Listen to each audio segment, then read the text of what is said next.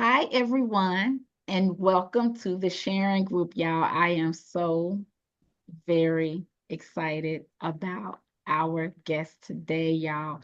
Today's lesson of A Course in Miracles is lesson 102, which states, I share God's will for happiness.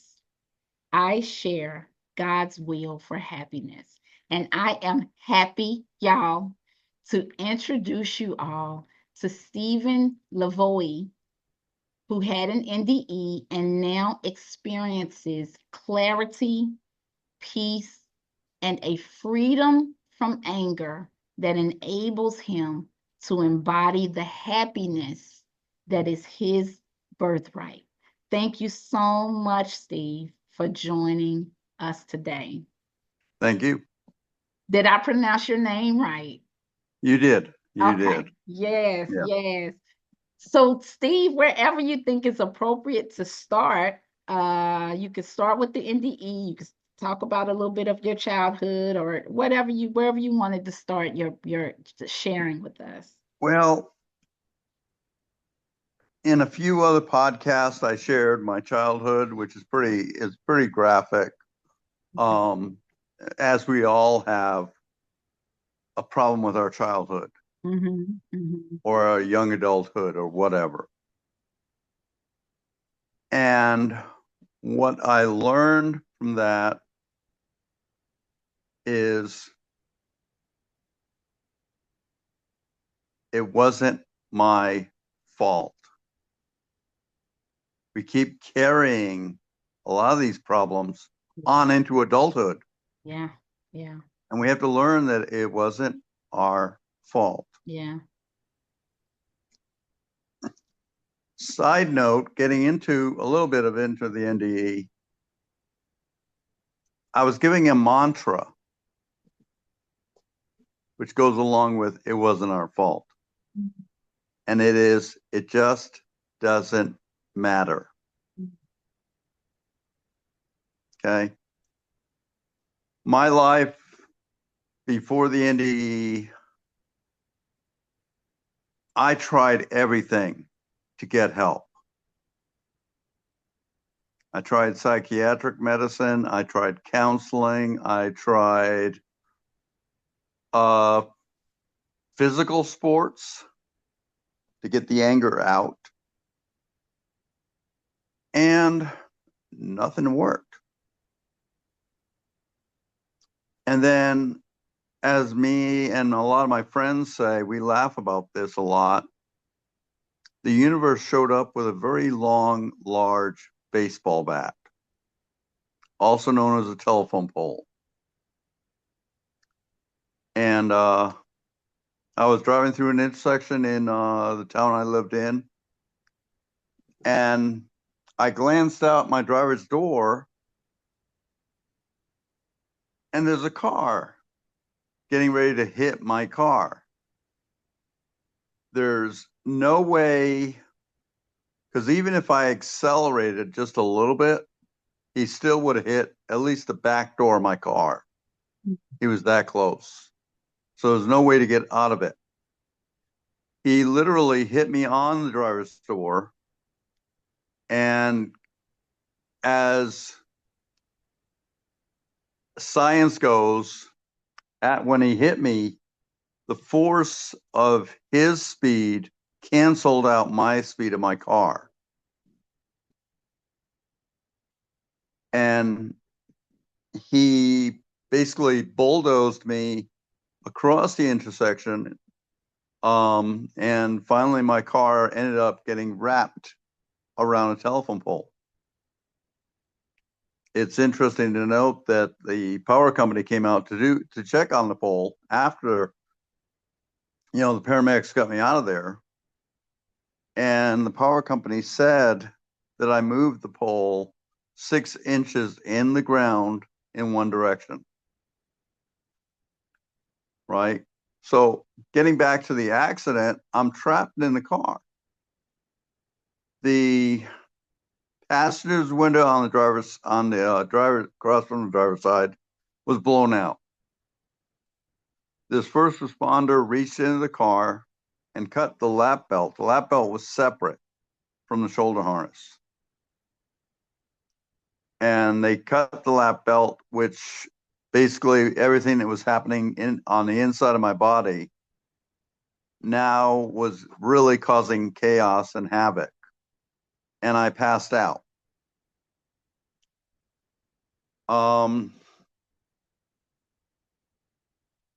I don't know how this happened, but a paramedic was on scene because I was still unconscious in the car. Paramedic was on scene. He climbed into what was left of the front part of the car. And he brought me back around, put a cervical collar on me. And he told me that they're going to have to cut the door open to get me out of the car. And so they put a sheet over me, and he climbed on the sheet, and he kept on talking to me, telling me, stay awake, stay awake, stay awake. And I'm already at that time going out. And he said, go, stay awake, stay awake. Jaws of life was used, the car shook, and the door came open. They brought in a backboard, they put me down, they taped my head as best possible. I had a dual brain injury at the time. They taped my head as possible to the backboard and then put the backboard gently onto a gurney. Paramedics still saying, you got to stay awake, you got to stay awake.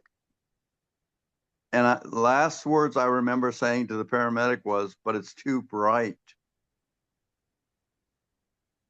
And next thing I know, they're bumping the gurney into the ambulance, and I'm above the ambulance. Wow. I can see my body on the gurney. I can see probation officers, fire department official that are on probation, cleaning up the accident scene.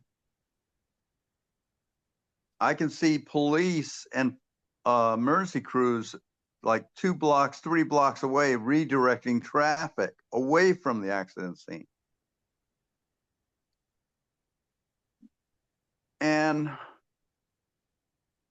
so I'm suspended above the accident scene, looking at everything. And then it's like I was zapped out of there and zapped into the light immediately. Mm. As I like to call it, it's kind of like Star Trek, beaming out and beaming in. Mm-hmm. I got into the light. I was angry. I had a lot of anger in me from numerous situations in my life. I had a lot of anger, and I wanted answers. Mm-hmm. Mm-hmm. These light beings came up. I couldn't say who they were, but I knew they were benevolent and loving. Mm-hmm.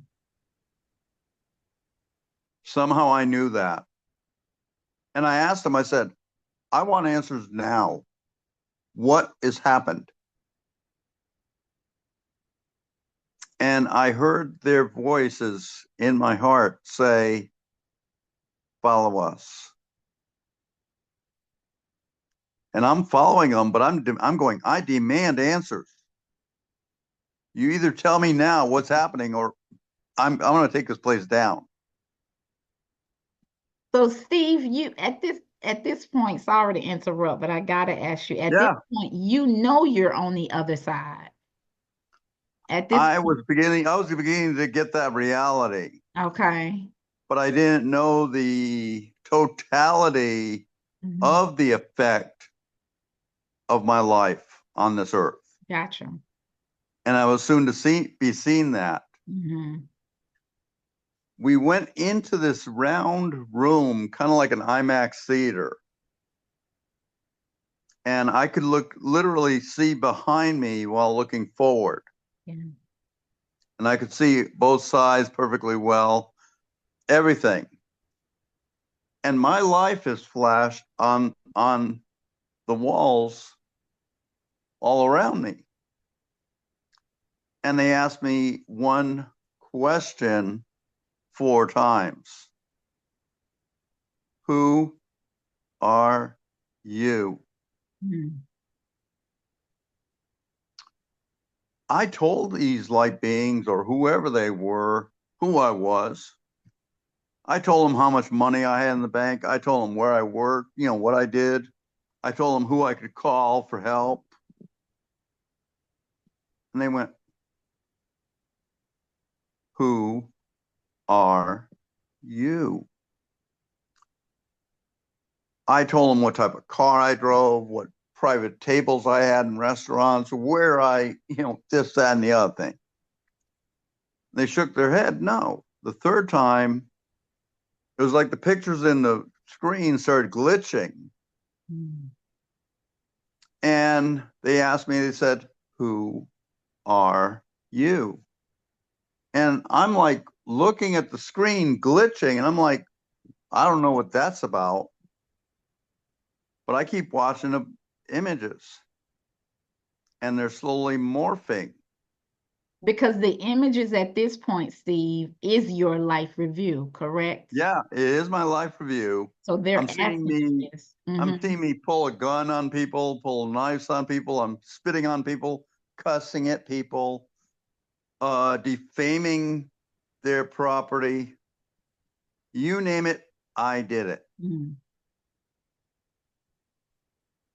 And they asked me the third time, who are you? And I'm thinking these light beings must be really dumb, to say the least, because they keep asking one question. And I'm watching the screens, and I told them some more things about me. They shook their head. And they said, who are you? And then reality kicked in. I was watching the screens. And if I pull a gun on somebody, or spit on somebody, or pull a knife on somebody, or try to cut somebody open, cuss at somebody, I was doing that to me. And that literally, for the first time in my life, I've cried crocodile tears in the past. Mm. First time I just started crying, because the reality of me hurting somebody was in fact hurting myself. Mm. I ended up like in shock, and I heard the words, who are you? And I looked at the light beings and I said, I don't know. I don't know who I am. I don't know. And they said, you are love. And that is all you are and all you ever were.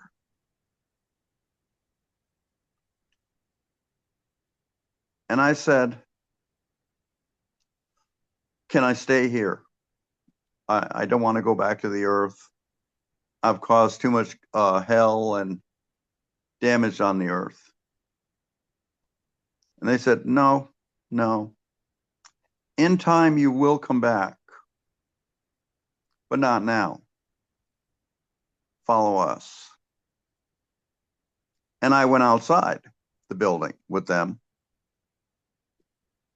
And I looked up at the sky, and what I saw was billions upon billions of rainbows. I mean, it's wonderful to see like one rainbow, but when you see billions upon billions upon billions upon billions of rainbows, Wow. and each and every distinct color of the rainbow is singing a different solfeggio tone. Mm. So in fact, it's more like a concert for me and for everybody.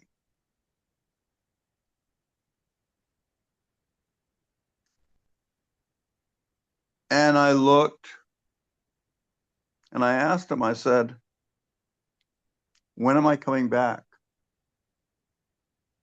And they said, in time, we will tell you. But first, you have one mission to complete. And I said, okay, what's the mission? And they said, we'll be talking. And next thing I know, I'm back on the metal table in the trauma room. And I know it's metal because I'm freezing cold back there. They cut off all my clothes.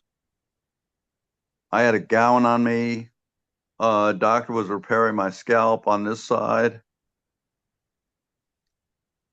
And it seemed like the medical people in the room were just, they were like, we thought we lost you,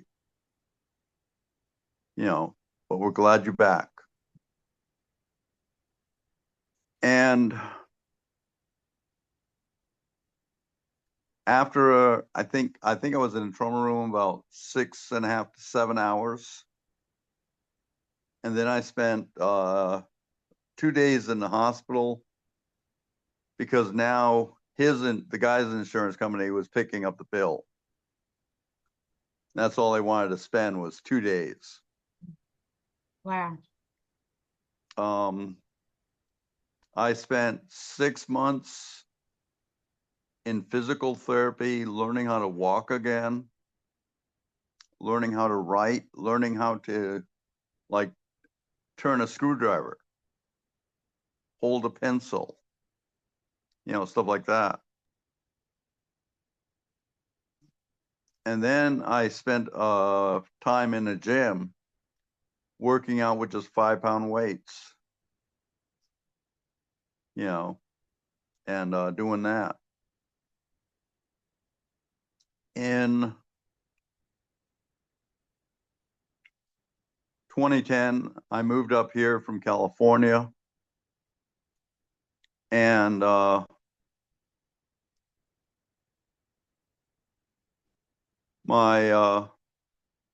wife was going to work, and she says, well, why don't you just meditate?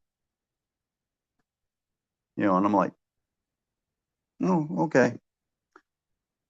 And I was not really into really deep meditation.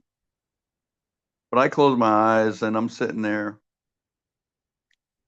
and I heard a voice that sounded like they were in the room.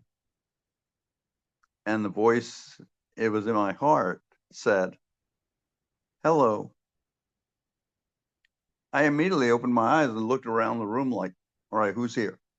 Because I didn't hear any door opening, right? I closed my eyes again and I heard, hello, remember. And the NDE flooded back in. All the thoughts of it, everything. The pictures on the walls,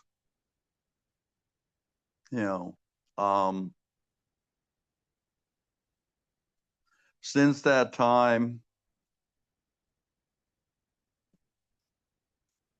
I started getting into more yoga, Tai Chi, Qigong, doing stuff like that to get my head straight. And I started sharing my story. And, the truth is that God is love,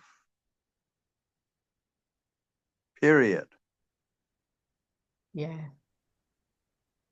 And that means that we are all not a fragment of God, but we are God incarnate down here as us. We are divine beings in ecstatic motion with life. Wow.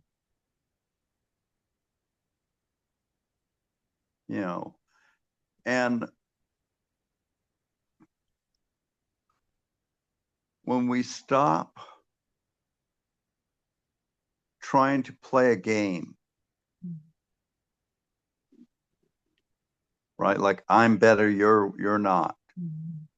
I'm this, you're that. Mm-hmm. And when we start looking at each other as being, well, basically, Ram Dass said it best.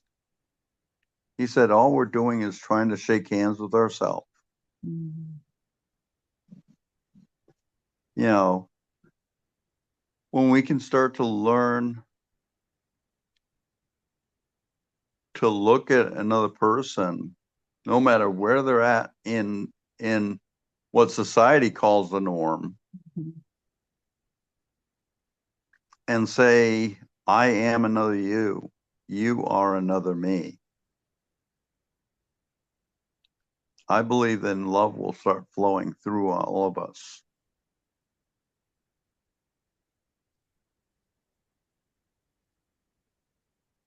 Thank you so much for sharing that, Steve. That was powerful. Thank you for sharing Mhm. that profound experience. I love that rainbows were a part of your experience because it signifies joy and Mhm. lightness and going back to your inner child. And I know you have, we'll get into your experience of uh, parenting the inner child. I think that's a part of some of your downloads. So Yeah. thank you for that. I have a Mhm. couple questions. Okay. The light beings were light. They did not Yeah. have a physical experience, correct? A No. physical No. appearance. Okay. Okay. When you were told, which is, it gave me chills, when you were told you are loved, when your answers to who you are were not sufficient to these Mhm. beings, and they said you are loved. Did you have a hard time believing that? Because at this time, Steve, like you said, you were seeing yourself hurting people. You Yeah. had been hurt. You had a lot of, you came in with anger. Did you have a hard time with that concept, or you just didn't even think about it? For me, when they were asking me the question, I was telling them what I was, Mm-hmm. and my anger was not met with anger. Mm, I've had that a few times when I was previously, fighting with people or going after people. mhm. That's the most unnerving thing. Wow. It's like you're fighting the air. Yeah. Yeah. And when my anger wasn't met with anger like it is on the earth, right? Yeah. I believe there's a poem that says, hurt people hurt people. Yes. Well, when my anger wasn't met with anger, but it was met with love. And then I looked and I saw how the people I was like doing that stuff to, I was in fact doing that to me. Yeah. And that broke my heart. And when they said, you are love, it wasn't so much like a nail in a coffin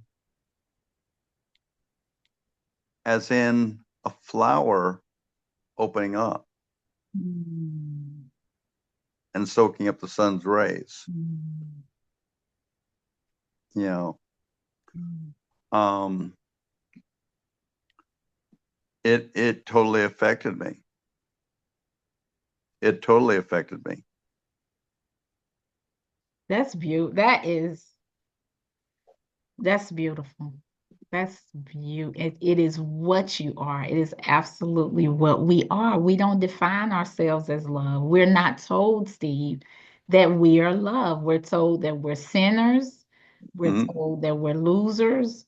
We are told so everything but the child of God. Mm. So that's just it's so accurate because that is what we are. We are love. Yeah. Um, what down? So you talked something about the that the rainbows, that the colors had sound. Can you Yeah. talk a little bit more about that? Like the blue band of color is not just one shade of blue, but every single shade of blue, including the blue colors that our eyes personally can't see on this earth. Wow. Each and every single color was singing a different solfeggio tone. So imagine a rainbow full of the colors and it's the whole rainbow singing. Now you think it would be more chaotic Mm-hmm. having all the different tones. It was quite possibly the best concert I've ever been to, to say the least. I love that. That's beautiful. You know what I find fascinating, Steve, is the for some reason, recently a lot of NDEers have experienced music on the other side. I had a guest, she heard a choir singing. I had another guest, they music is a part of that experience, and it makes sense because music, raises our vibration. So I love Oh yeah, that that was a part of your yeah. experience too. Um, Talk about now. One of the things that you said that are profound is when you talked about during your life review, which is everyone who's had a life review says this, that they found that what they were doing to the other person, they were doing to themselves. Would you Mhm. say that that's the a part of the physical manifestation of the statement that we are all one? It really is just one energy. There is no separation. What do you Yeah. think about that? I believe that I believe it's the Lakota Sioux uh, have this saying in Lakesh, which is I am another you, you are another me. Whatever I do to you, I will do to me. Yes, yes, I'm paraphrasing a little bit, but the yes. whole thing is that, and I've actually taught people this, that when you're driving down the road and we have homelessness all over the place, Mm-hmm. and I've heard derogatory statements about that group. But when you're driving down the road and you see a man with a sign, and you can look at him, even if you're driving, and let's say you don't have any money to give him, but you're just driving, you send him a prayer of love and Yeah. protection, right? And you look at him and go, I am that I am. Mm-hmm. When you say that from your heart and you're looking at that person, Yeah. judgment falls away. Yeah. Because truthfully, when you're saying that, you cannot judge yourself just as much as you can't judge that man or that woman who is homeless. Yeah, I've heard, Steve, I love that. That is so beautiful. I've heard when you look at another, and I put that in quotes because it really is all us, that you can look at Mm-hmm. that person and say, that is me having a different experience. Or even if we perceive another person who is angry or who is a bully, we can say, that is me having a hard time. Yeah. And when we look at it like that, we're able to have compassion. We're able Mm-hmm. to have compassion. Um, so, Steve, tell us about the rest of your. Okay, so you had this profound experience. You're told that you are loved. Yeah. Do you share that with anyone? Do you continue to communicate with these light beings? Tell us about your process after that. Okay. Um, Living here in the Pacific Northwest, we lived actually in the central part of Washington. Um, and so we had a lot of home meetings where we would talk about spiritual things, Course in Miracles, Deepak, Wayne Dyer, you name it. And my wife let me share a little bit of what I went through. And then we moved over to the west side of the state. And I did one event up at Center for Spiritual Living in Tacoma, Washington. One event at the Genesis Spiritual Center up in Burien, Washington. And I did one event for 4 years, one event like for 4 years straight at East West Bookshop in Seattle. So I've been sharing this stuff. Okay. And now, because of some health issues, I'm more slowing down, taking it easier. Mm-hmm.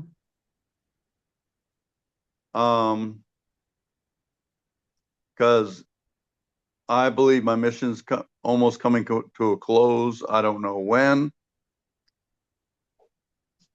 And to your question, do I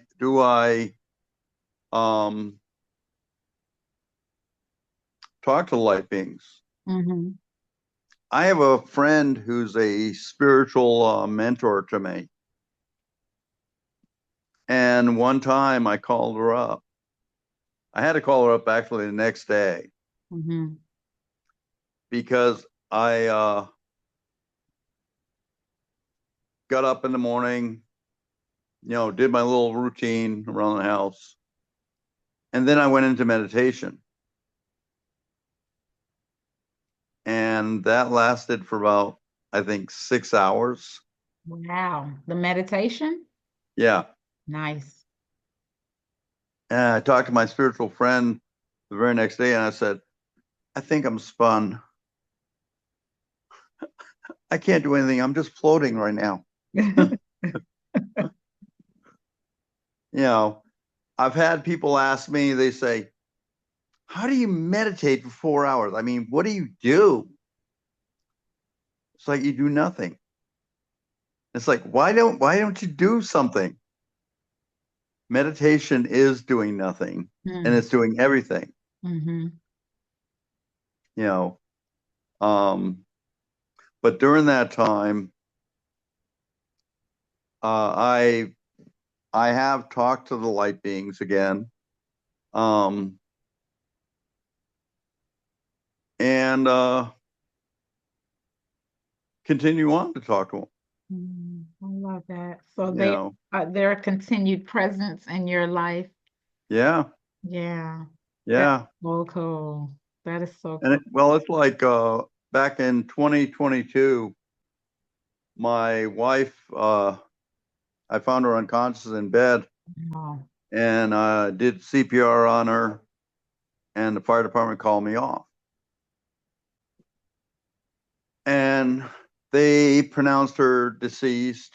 And ever since then, she has been an ever present angel in my reality. That's a great segue. First of all, my condolences for your wife transition. Mhm. You still communicate with your wife, right?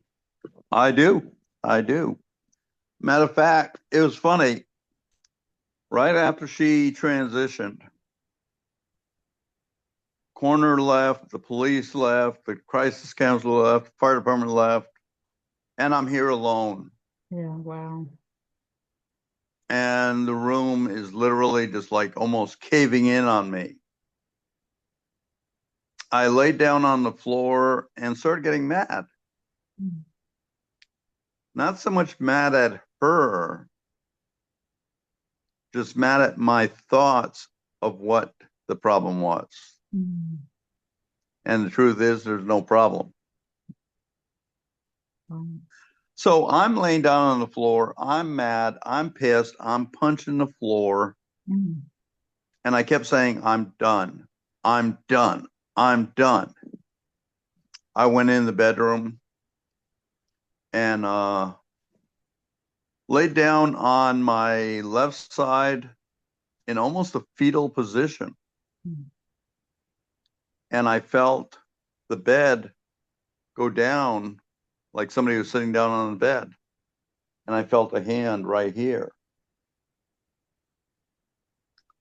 And I heard my wife clearly say, I'm not mad at you with all the words you called me. They're just words. They didn't affect me at all. Mm. But do you know the reason why I left early? And I whimpered, I think, no, I don't know why. She said, I left early because I know what you're going through right now with your health. And I am here to welcome you home. Yeah. And basically, when our loved ones transition, I talked about this to a few people and revealed this to them. You know, we're sad. We bring the body to the funeral home. We put the body in the ground, and we're done. And the closure is more of our heart closing up. Mm. But if we can keep an open heart every day, the veil between us and them is super thin. Yeah. Yeah. I lost a cat this past September. And I trust me on this. I've seen her. Wow. I love When it. she jumps on the bed and I'm laying on the bed, it's like a 747 landing because that's how she used to jump on the bed and land. You know, Yeah. um, we have to remember that the physical body of our loved one is no longer here, Mm. but their spirit is eternal. Yeah. Yeah. And when we can key into that and have that mutual connection where we are actually eternal and this physical body is going to go bye-bye someday, then we will truly have that interconnection. Yeah. Steve, You tell know, us about let's circle back. How did you begin to release your relationship with anger? How did you process, how did your that lighten for you after your NDE? Did you get downloads? Was it just like how did that happen? for me, I'm a victim Mm-hmm. from the 60s and 70s. And the psychiatric community, I've talked to a lot of psychiatrists today about that and try to help them deal with their patients a little better that are coming out of that area. And the psychiatric community today and the psychiatric community back then was totally different. If you were a woman or a man and you were, it was your fault. You caused the problem. That's further from the truth. Yeah, that's crazy. You are a victim. And when the psychological community back then started victimizing me again, I became more and more angry. getting on to releasing the anger. I was in meditation and I pictured me sitting in a chair and having another chair right in front of me. So just two chairs. I'm sitting in one and like my aunt is sitting in the other chair. And I go, no, this is not mine. This is yours. I'm gifting it back to you. It is now yours fully. Right? One of my spiritual teachers said to say this, that whatever's not mine, leave my body now. Yeah. When we can release that pent up energy and literally release it back to the people that gave it to us. Yeah. You know, I talked to somebody and they said, how can you do that? The person's been dead like so many years. Oh, trust me on this. FedEx delivers. You know, you can bring it back to them and say, this is yours. That's your problem, not mine. Yeah. And release it. Right? Yeah. It's when we hold on to that problem Yeah. that we make it an untruth to ourselves. Let me say that again. When we hold on to that problem, we make it an untruth. Without that problem, we're truth. We are love. Wow. You know. Yeah. That's profound. That is profound. Thank you for that. Thank you for sharing your process. Yeah. You have I talked. have one more on that. Okay. I heard about this. They have a book out called Reparenting. And I read it, but coming from a very dysfunctional family, I could not chew on that word reparenting because I had the image of my mom and dad. You know, and so I was like, what can I do to help me out? Period. So I changed the word reparenting to inner child work. And I created the whole thing for myself, loosely based on a little bit of what the reparenting does. And case in point, when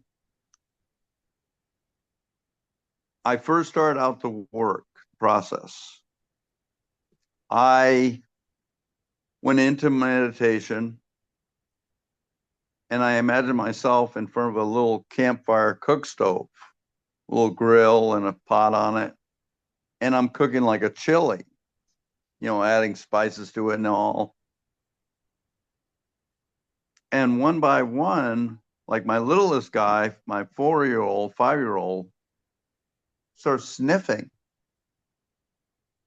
And he's like hidden in the shadows, but he's sniffing. I go, hey, how you doing?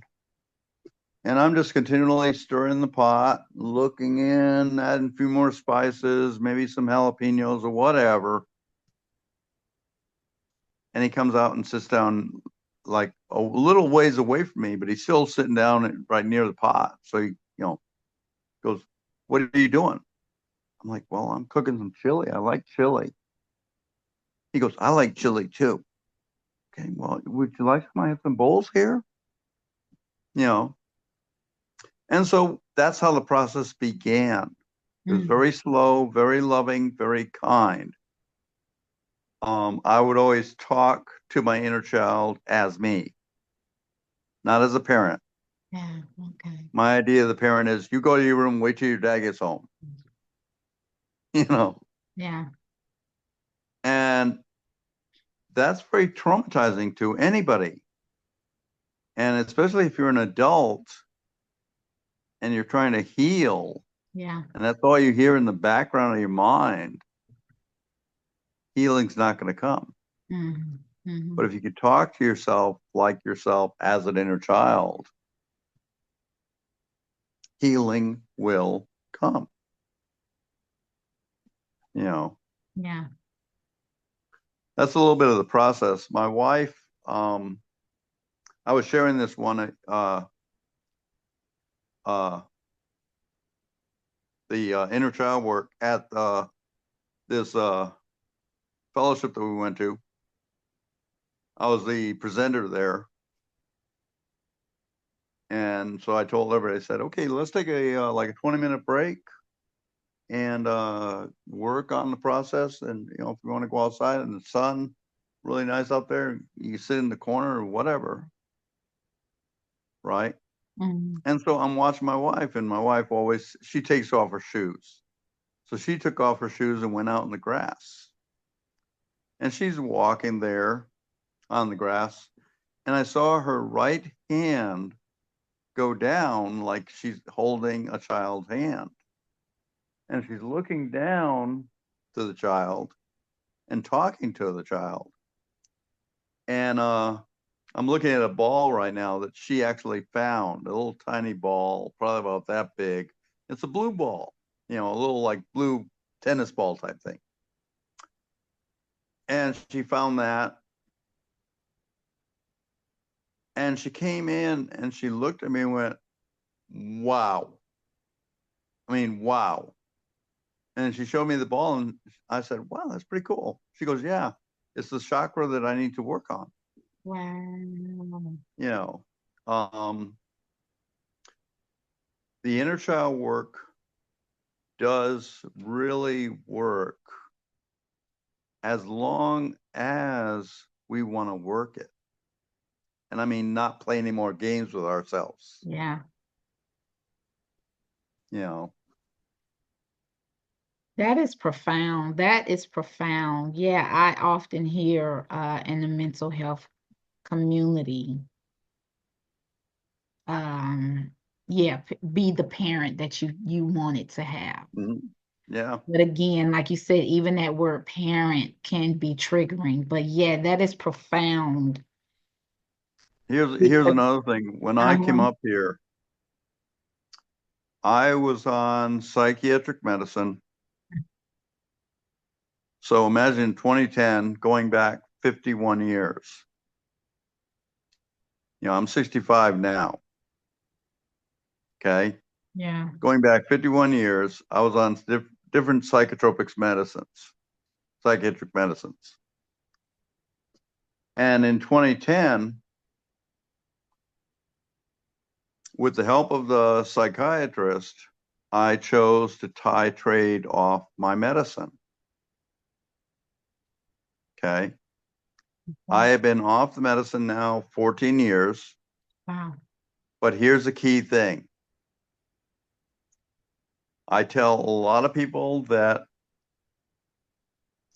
if you're not willing to do the work, do not get off your medicine. mhm, If you feel the medicine is not right for you, talk to your clinician.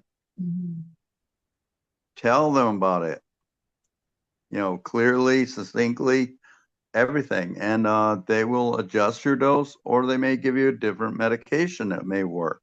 mhm. But the work that I do every day for 14 years now has kept me at this point of Wow, clarity. wow, that's You know, beautiful. I'm not saying that I'm a miracle or Mm, anything because we're all miracles, right. but I'm saying that I found basically Abraham Maslow has the hierarchy of pyramid. Mm-hmm. And the first thing is you have to build the foundation. And if you're not willing to build that foundation, anything you build on it is going to fall. Mm-hmm. The work that I do to keep myself happy, to keep myself peaceful Mm-hmm. is a lot of work. Yeah. You know, my heart goes out to the people that are still struggling, Yeah. you know. Well, good for you, Steve. Like that says a lot. It does. It says a lot about your consistency and self-love, Mm-hmm. that you've stuck with it to that point where you've been able to heal, keep yourself afloat and heal yourself and do the work. That's beautiful. Mm-hmm. I Yeah. know that you have slowed down a lot in terms of the physical speaking events, but are you open for anyone to contact you if they wanted to ask you questions about your experience? Yeah. Depending on my health, the way it is, they can email me. Okay. Well, Steve, this has been beautiful. I mean, profound, profound. Your courage is astounding. It really is. Your courage is astounding. The things that you have signed on to go through in this lifetime and how you have kept going and enabled yourself to demonstrate yourself as the love that you are. You really have done tremendous work Mhm. for yourself and the collective. And I just so appreciate you the things that you've done for the collective and the wisdom that you hold for us. Um, so your closing remarks are when you were asked, Steve, multiple Mhm. times during your near-death experience, Mhm. when you were asked, who are you? You responded in the way that most of us would have responded. Yeah. You referenced your behavior. You referenced the things you were doing in your life review. You referenced your profession. You referenced your experience. But Mhm. none of those responses accurately defined that which you are. Mhm. And what gives me chills about your experience, Steve, is that your NDE provides the ultimate transition from illusion to truth. And the Mhm. truth is, as you know it, that you are love. Yeah. And the truth is that we are not our experiences. We are not the anger that we feel at times. We are not our bodies that we carry. We're not even the thoughts that we have. We all are love. And what more can we ever ask for from a divine experience than the Mhm. correction of our limited definition of who we are?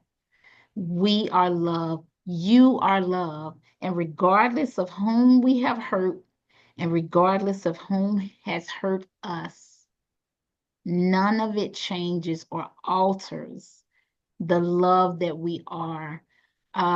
Lesson 67 of A Course in Miracles states, love created me like itself.